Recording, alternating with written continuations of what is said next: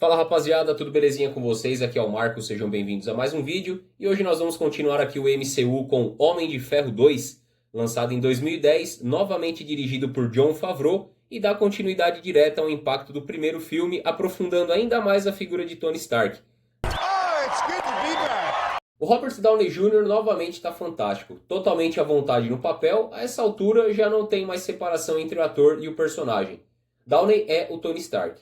Ele consegue equilibrar carisma, arrogância, humor, vulnerabilidade, algo que ganha ainda mais força nesse segundo filme, quando Stark enfrenta sua própria mortalidade, que é o envenenamento causado pelo reator Ark, e a pressão política e militar para entregar a sua tecnologia. I have successfully privatized world peace. Gwyneth Paltrow como Pepper Potts ganha ainda mais relevância dentro da história. A Pepper deixa de ser apenas a assistente eficiente para assumir responsabilidades maiores, tornando-se CEO da Stark Industries, o que reforça sua inteligência, competência e força como personagem. A Gwyneth entrega uma atuação elegante e carismática, mantendo a química natural com Robert Downey Jr., algo que foi sempre um dos pilares emocionais da franquia. A relação entre a Tony e a Pepper continua sendo um dos elementos mais humanos do filme, equilibrando o caos, a genialidade e a autodestruição do Stark, como uma figura que representa estabilidade, responsabilidade e afeto genuíno. Go get him, boss! O crescimento de Happy Hogan, vivido por Jon Favreau, vale a pena ser destacado. De simples motorista e guarda-costas no primeiro filme, Happy passa a ter uma presença mais ativa, inclusive em cenas de ação, funcionando como o braço direito do Tony Stark tanto no campo pessoal quanto no profissional. O Jon Favreau consegue equilibrar bem o humor com uma sensação genuína de lealdade e humanidade, tornando o personagem carismático e essencial para o núcleo do filme. Além disso, é impossível não reconhecer a importância do Favreau fora das telas, já que ele não só interpreta o personagem, mas também foi o diretor responsável por lançar as bases de todo o MCU com o Homem de Ferro, o que dá ainda mais peso à sua presença em cena. E digo mais, é uma pena que nessa época aí, o Jon Favreau ele queria fazer uma adaptação do Demônio na Garrafa, que é uma história bem pesada do Homem de Ferro ali, dando um devido destaque ao alcoolismo. Mas aí a galera achou um pouco forte, achou um pouquinho pesado, e aí tiveram que ajustar as ideias para ficar uma coisa mais nível Disney, vamos dizer assim, né? I got him! No campo dos antagonistas, Homem de Ferro 2 aposta em uma dupla bem interessante. Ivan Vanko, que é o Whiplash, interpretado pelo Mickey Rourke, é um vilão de baixo escalão nos quadrinhos, praticamente desconhecido do grande público. O Rourke entrega uma atuação contida, amarga e séria, carregada de ressentimento e motivação pessoal. Ele não é um vilão carismático no sentido clássico, mas é alguém movido por vingança, legado familiar e ódio acumulado, o que traz uma certa gravidade ao personagem. Embora o roteiro não explore todo o potencial de Vanko, a interpretação do Rourke dá uma dignidade ao vilão e evita que ele se torne apenas uma caricatura.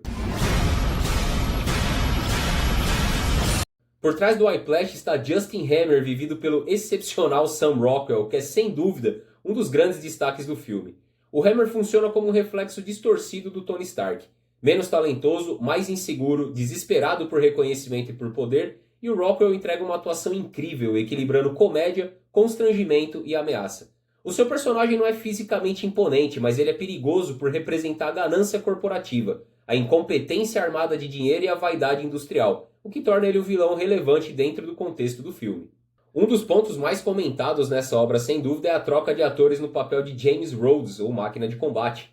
O Terrence Howard, que interpretou o personagem no primeiro longa, foi substituído por Don Cheadle, que assume o papel com mais sobriedade e firmeza. Fora das telas, essa troca gerou uma grande controvérsia. O Terrence Howard afirmou publicamente que foi desvalorizado financeiramente e chegou a fazer duras críticas a Robert Downey Jr., acusando ele de ter se beneficiado de um aumento salarial, enquanto outros membros do elenco teriam sido prejudicados.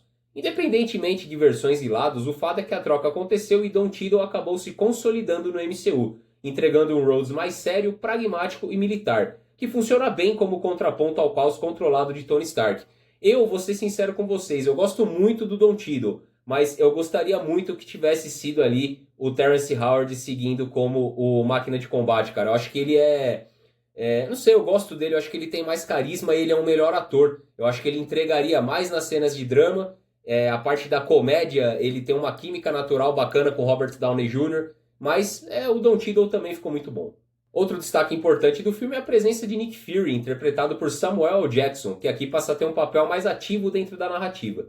Diferente da versão clássica dos quadrinhos, esse Fury não é baseado no Nick Fury original da Marvel, mas sim diretamente na versão do universo Ultimate apresentada em Os Supremos. A semelhança era tão evidente que virou até uma piada interna nos quadrinhos, com o personagem comentando que somente Samuel Jackson poderia interpretá-lo. A Marvel conseguiu trazer o ator para o papel, que já havia feito uma participação icônica na cena pós-créditos do primeiro Homem de Ferro. E aqui ele ajuda a consolidar a SHIELD como um pilar no universo compartilhado. O Samuel Jackson entrega um Fury firme, sarcástico e autoritário, funcionando como uma ponte definitiva entre Tony Stark e algo muito maior que ainda estava por vir. Outro elemento importante de Homem de Ferro 2 é a introdução de Natasha Romanoff, a Viúva Negra, interpretada pela Scarlett Johansson. Aqui a personagem surge inicialmente de forma discreta, quase enganosa, apresentada como uma assistente do Tony Stark, o que funciona muito bem dentro da proposta da espionagem da personagem. A Scarlett entrega uma interpretação segura, elegante e física, mostrando desde já que a Natasha não é apenas mais um interesse secundário, mas uma agente altamente treinada, letal e estrategista. Suas cenas de ação são impactantes, bem coreografadas e ajudaram a estabelecer a Viúva Negra como uma das figuras mais importantes do MCU. Mesmo que o roteiro ainda não explore toda a profundidade da personagem, a sua introdução é carismática, eficiente e deixou claro que a Marvel estava preparando algo maior, pavimentando ali o caminho para os Vingadores. Homem de Ferro 2 não atinge o mesmo nível de excelência do primeiro longa, muito pelo contrário. O filme sofre com excesso de humor, especialmente em momentos que poderiam ter mais peso dramático, o que acaba quebrando um pouco o equilíbrio da narrativa.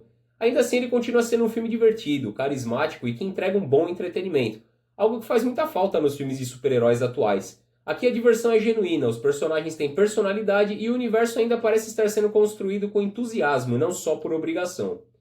É um filme imperfeito, mas muito honesto. Ele expande o MCU, aprofunda o Tony Stark como personagem e apresenta vilões interessantes, mesmo que subaproveitados.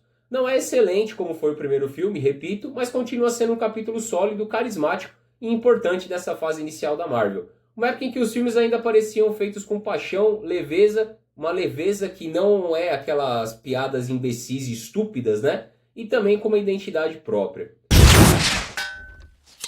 Hammer tech? A minha nota de 0 a 5, rapaziada, para esse filme é 3. Homem de Ferro 2 é um bom filme, um divertimento assim garantido. E se você gosta de ver o Robert Downey Jr. com esse jeitão sarcástico dele, sem que comprometa a história, é um filme que eu recomendo. Ele tem os seus altos e baixos, ele não é perfeito, mas é legal. Mas e vocês, meus amigos? Vocês gostam de Homem de Ferro? Vocês gostam aí do MCU? Vocês gostam desse filme? Deixa aí pra mim nos comentários, beleza? Um grande abraço a todos vocês, muito obrigado por hoje e é só isso que esse canal tem a oferecer para vocês. Muito obrigado e até o próximo vídeo.